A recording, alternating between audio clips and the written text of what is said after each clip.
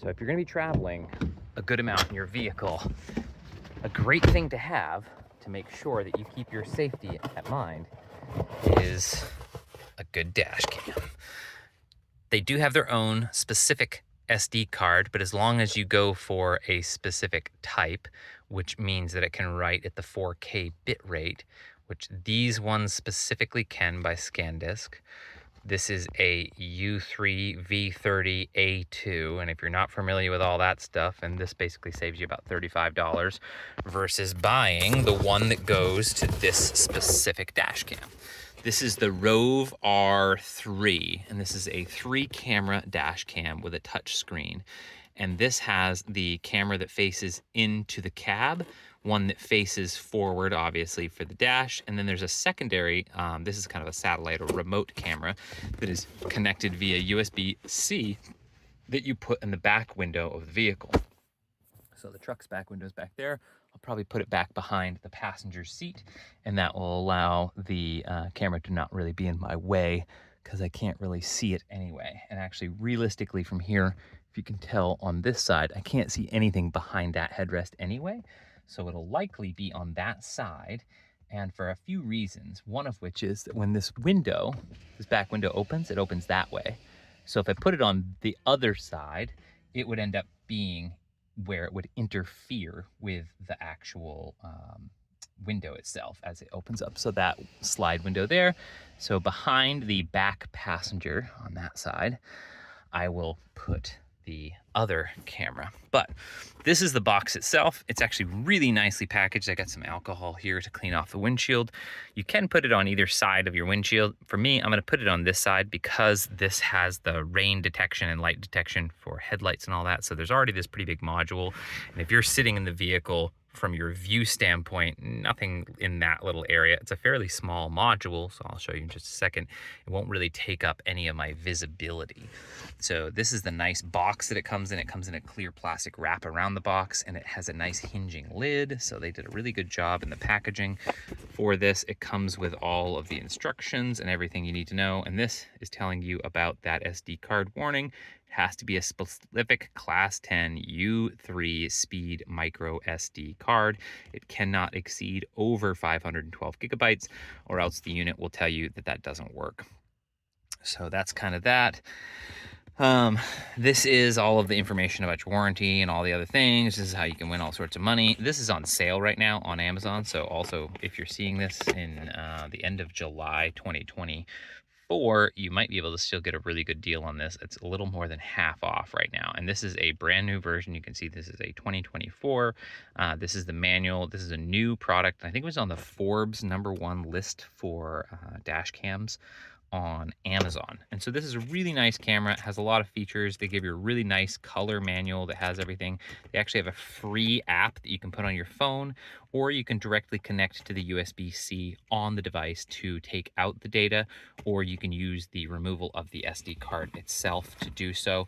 I actually have a little dongle that I keep for my drone that is USB-C, and it has an SD card and micro SD card reader, so I can actually plug in a solid state drive hard drive, micro SD, plug it into my phone, and then just use the phone to migrate everything from the SD that I want to save onto the SSD. Also has an HDMI out, so if I ever needed to use my phone for other stuff, that little guy, I think these are like $12, so get one of those if you don't have one of them. They're really handy. Obviously a nice instruction manual, but this thing's actually really cool. It comes with a lot of different options. So this is the mounting hardware and the back camera. So this gives you the suction cup version of the mount. And that's just in case you don't want to sticky mount it. This one here comes with just sticky mount as an option. This is the back camera, obviously individually wrapped with a lens cover on it. So you peel off that 3M, stick it on there, and plug in the USB-C right there in the back. They give you some really long USB-Cs. There's a 12-foot and a 2.5-foot for the data. And then there's the other one, which is 6 meters. So that's a really long one. So you'll be able to use that to route the actual cable up and tuck it into all the trim bits and run it along the interior onto the back there. And I'll show you how that's going to be all done as well, but I'm just going through the contents right now. So that's the backup camera, or the back camera back facing. It also comes with a nice traditional 12-volt DC charge port USB charger. Now this is going to get a little tricky for me. I'll have to get a converter that changes it, and I have one, but I'll have to dedicate it to this. I have a really nice high output one that does USB-C, 2 of them. So I'll actually use my USB-C to USB adapter to make it so that I can charge this in the meantime. And then it does have this, which I won't use, but if you did want to have it as a temporary mount, you can use one of these suction cup style stickies that holds it onto your windshield. Pretty cool, but also I don't like the bulkiness of that, so I'll be skipping on that option. And I'll also be skipping on the option for this charger particularly. Then they give you some sticky film to put over the area where the actual unit attaches, which allows it to stick and remove a little easier. And this is crazy how many accessories. It's actually pretty impressive how heavy this is. And they give you all these little clip pins to hold the cables in. So if you need to hold it up against the top of the windshield, you don't have anywhere to tuck it, these really nice 3M stickies with a little clip that holds the USB-C cable. More stickies for like the rear one, more stickies for the front one. So if you ever wanted to change its location, you can and not have to worry about figuring out where do I get that. My favorite part about this is the trim tool. This is so you can pry the trim back to slide and tuck in that USB cable. So they give you one of these. I have a bunch of these because I do a ton of trim work on vehicles and moving panels and stuff, and that saves it from getting hurt. But then all your USB-C cables, and these are the sticky films that you would put on the glass itself and then apply the unit onto it. So knowing that those are all your pieces, then we're gonna get into the unit itself. And this thing is nice and heavy duty. It has some really cool features built in. They give you all the stickies that cover it. This is the interior facing camera. Remove before recording. What are the odds you need to do that? It does have audio, which you can choose to not or to record audio. Probably the best option is to record just in case, so it's always on. And if you don't want it, then just let it record over it. USB or a micro SD card slot there, and the press and hold for power. You can have this turn on automatically when it senses impact or like shaking. So if the vehicle gets in an accident, it can keep and capture all of the information previous to and after that point. There's the USB for the power, and then there's the USB-C for the camera for the rear, which is the data and power for that camera. Comes with a sticky on it there for the 3M. So again, you would put that clear sticky on the windshield, and just how tiny this is, it would go right up in there. And like I said, it will be completely unnoticeable. It sits above the rear view mirror, and in the relative space of my view, it won't take up any real space. So that way I don't have to really look at the screen, and I can tuck the wires nicely up and into this area up and behind this section.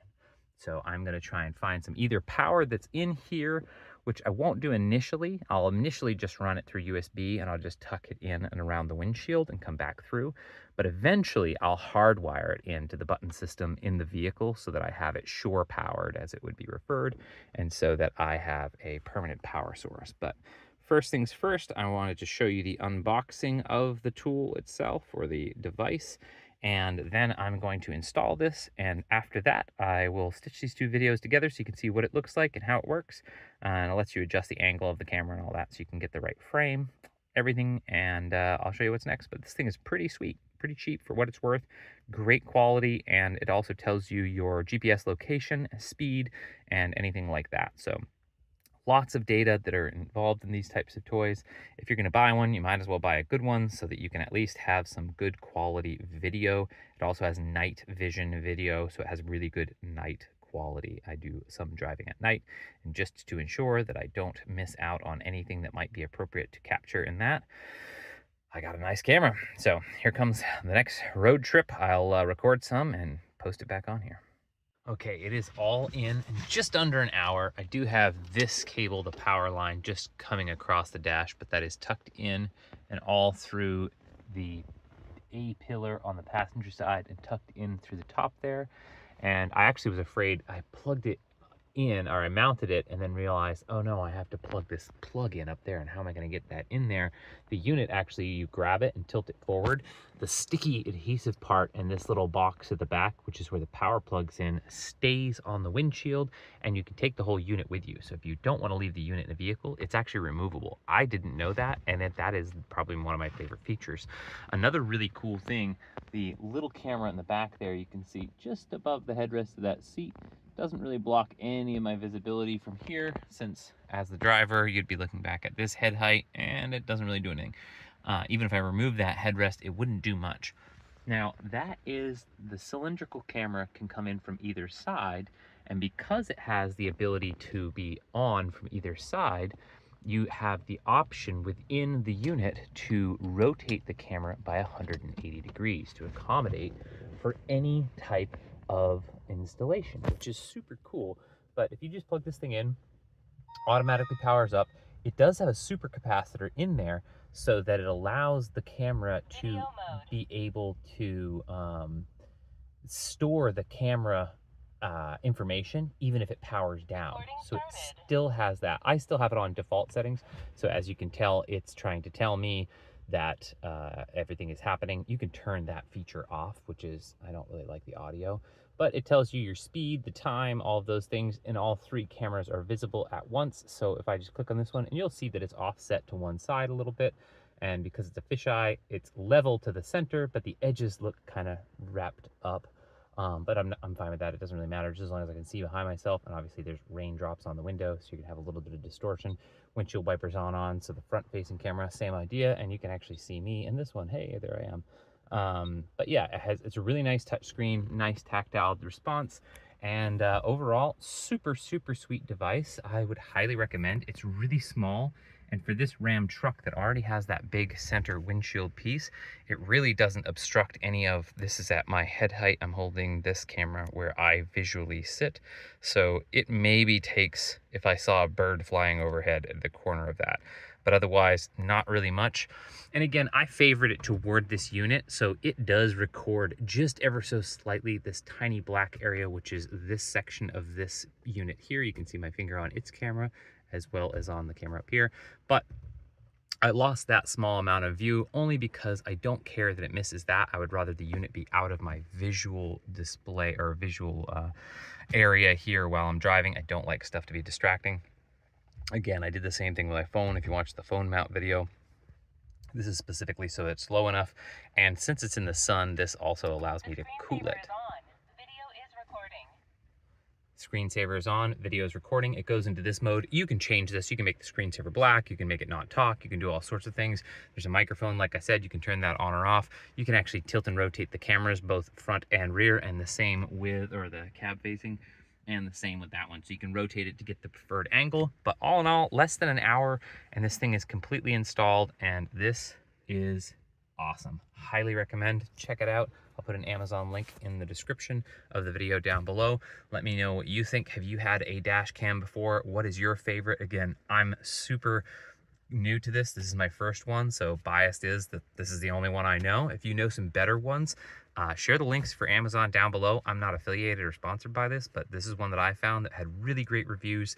Highly recommend it to other people just based on the ease of use and this large set of functionality that it comes with. So if you know some other ones, share it in the comments below. Let me know your thoughts.